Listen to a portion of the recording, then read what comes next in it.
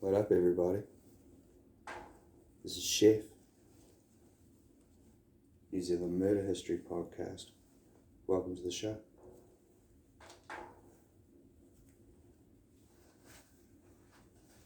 Hopefully everyone's having a good day today.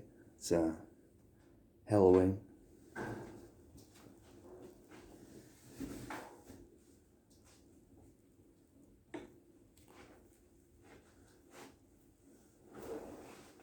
Welcome to the New Zealand Murder History Podcast.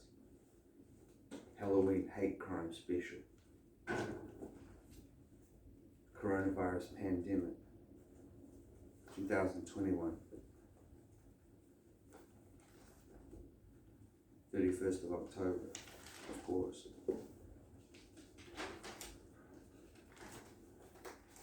Check this one out. We got a real nasty case today. It's pretty bad. When I say pretty bad, I mean it was bad. You know what I mean? No.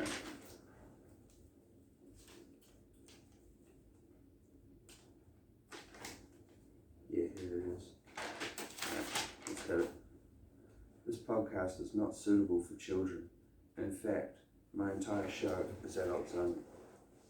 This one's about the senseless and cowardly murder of a 14-year-old member of the lgbtq plus community. This show will discuss distressing events of the night of the 7th of May, early hours of the 8th of May, but yeah, you get the picture, 1999. Content is disturbing. Also, we'll discuss drug use, and yeah, anyway. I used a couple of internet sources for this one. 23rd of July 2016, Faces of the Innocent. Jeff Whittington, Wellington schoolboy, kicked to death for looking like a faggot. Also, 31st of July 2016, Sunday Star Times, Death on a Dark Corner. That one's available on pressreader.com.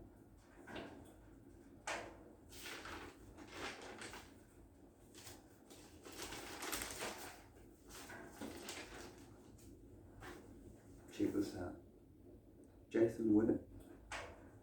Jeff Whittington, aka Zathan, was a bisexual bloke that went to Wellington High.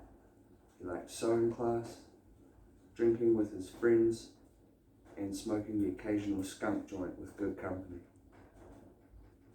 On the evening of May the 8th, 1999, Jeff Whittington was high, also drinking alcohol, cruising around Wellington City, his hometown. Zathan was singled out for a homophobic attack by two guys driving down Vivian Street about 4 o'clock in the morning. He was flamboyant with style and flair, often seen with his nails painted and his hair dyed. On the night Zathan was killed, his hair was purple. He'd been drinking alcohol, and he had some drugs as well. In fact, he was tripping on dates. And although really out of it, everyone who seen him that night said he was having a ball. He was on good form. The cops saw him lying in the middle of Vivian Street and gave him a hand up. Now, this cop's actually been criticised for not doing more to help Zathan, but I personally don't think the cop failed in his duty of care. I think he was a good cop. He helped the kid up off Vivian Street, taking him out of the danger of being hit by a car. That's good police work, you know. The cop didn't know Zathan was going to get murdered. It's just like Zathan didn't know. We can't expect the police to over-police everyone who's really wasted. That's just not realistic. Anyway, Zathan thanks the cop for helping him up and keeps walking up towards Aro Valley, Wellington. Yeah, Wellington's probably the most gay-friendly city in New Zealand, but not always. I remember one night when I was really young, I was like 15, me and these girls were drinking and I let them paint my nails black. Well, later that night, two skaters called me a faggot and hit me in the nuts with their skateboard. Can you believe another bloke hitting me in the nuts? Come on, it's mental.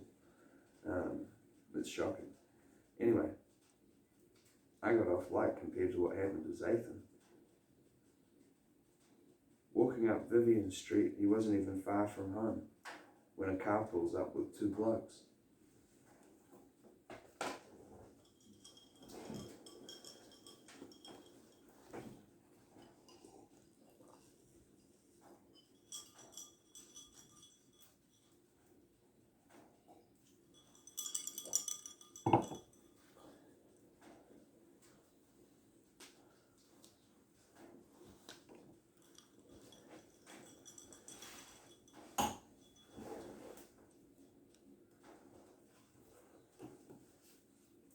They jump out of the car, shout some anti-gay stuff at Zathan. Zathan tells them to fuck off and goes down Inverlochie Place.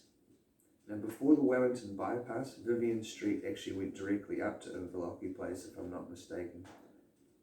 They chased him, bashed him really badly. When I say really badly, I mean they murdered Zathan, so, sort of as badly as you could possibly beat somebody, really. I mean, it was a bloodbath, Zathan was so out of it, walking down the street was hard. So, yeah, defeating two adult men in battle, no, that proved way too much for the 14-year-old. The killers were Stephen James Smith, 27 at the time, and 25-year-old Jason Morris Meads.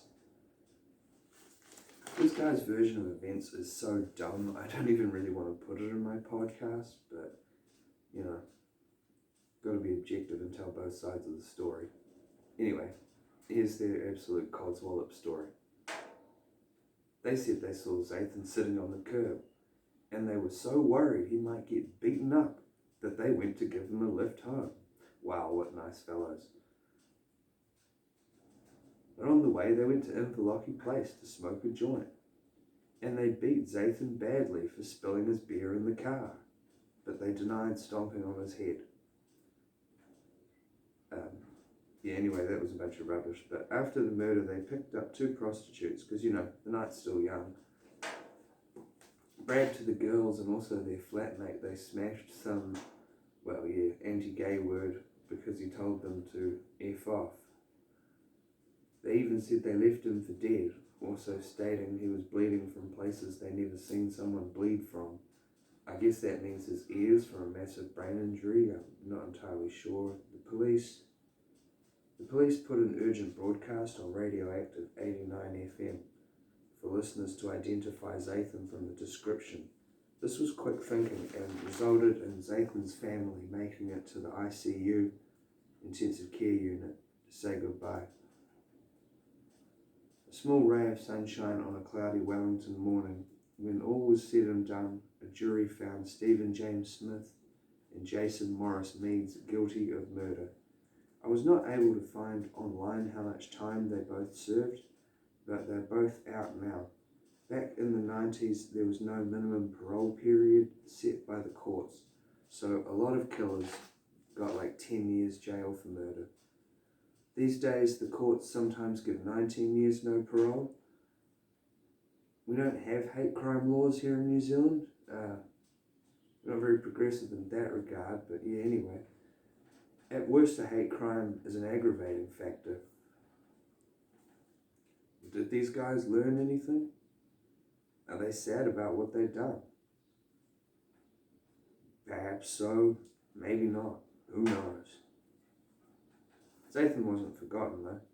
The play was written and performed at Bat's Theatre, and some friends of his would go on to write and perform punk music in bands called carnies. Carnies, like, people who work at a fair, like in a carnival or something like that. Anyway, they're an all-girl lineup. I've heard of them, I've never seen them play, but they're an all-girl lineup and they play punk music. And the play was called Corner 4am and Cuba. Cuba Street's the street that Vivian intersects with. It's a street in Wellington. And then I wrote this podcast.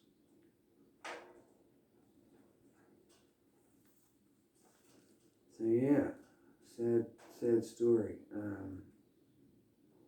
Really dumb murder, you know. They just picked on him because he was really out of it and a lot younger than them, and they could easily overpower him, you know. I mean, I'm not saying anyone should get murdered, but I mean, if people are out there trying to prove that they're tough,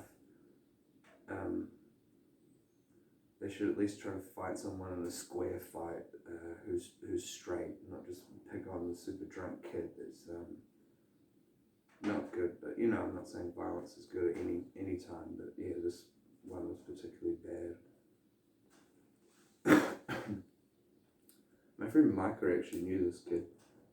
Micah Murdoch. I'm sure he spares a thought for his mate every once in a while. As I recall, Micah was beaten up for IDing as bisexual by some Oslo college kids. So yeah, Wellington, a gay-friendly city. But not always, though. I thought about doing this podcast as the Halloween hate crime special. I decided it was a good idea because, Jeff Whittington himself, he was actually really into goth culture. He also liked writing stories, and he loved candlelight.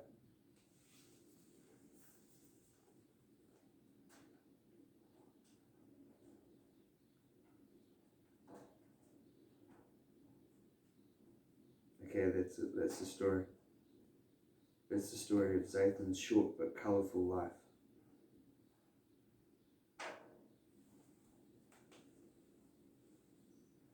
Zathan went to Wellington High.